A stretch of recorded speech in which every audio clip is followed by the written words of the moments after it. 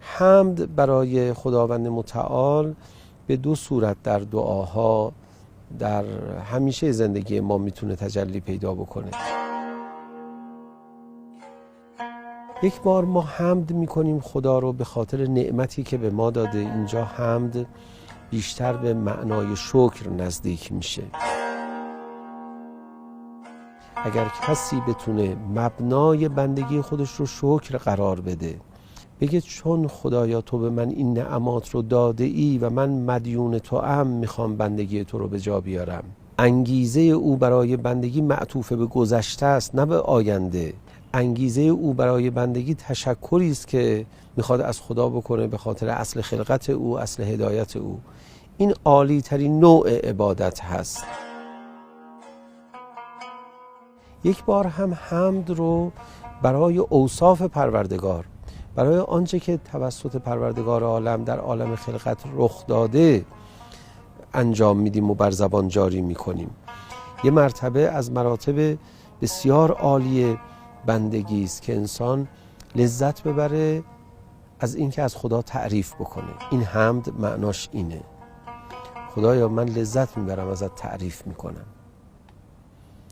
مادران از کودکان خودشون لذت میبرن تعریف کنن. کودکان وقتی خیلی وابسته به پدر مادر خودشون هستن، پیش همسنهای خودشون قرار میگیرن، لذت میبرن از پدر و مادر خودشون تعریف کنن. کاش ما هم لذت ببریم از این که از خدا تعریف کنیم. کاش وقتی کسی پیش ما از خدا تعریف میکنه لذت ببریم. بعضی ها خیلی منفعتگرایانه با خدا ارتباط برقرار میکنن، خیلی خودخواهانه و در عالم خودشون غرقن، جز به اندازه ضرورت در خانه خدا نمیان. اینها نمیتونن حمد و ثنای الهی رو بر زبان جاری کنن. هر دلی نمیتونه به حمد و ثنای الهی بپردازه و اون رو دائما بر زبان جاری کنه.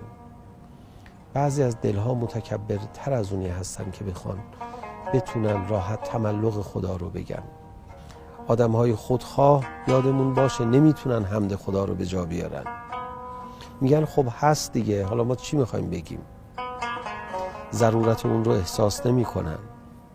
آدمهای متکبر نمیتونن انقدر فروتنانه در مقابل پروردگار عالم هی از خدا تعریف کنن.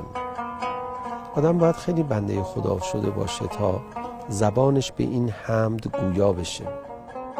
حمد پس دو قسمت شد: یکی اون جایی که نعمتی به ما داده شده، یکی اون جایی که اساساً زیبایی های خدا رو ستایش میکنه.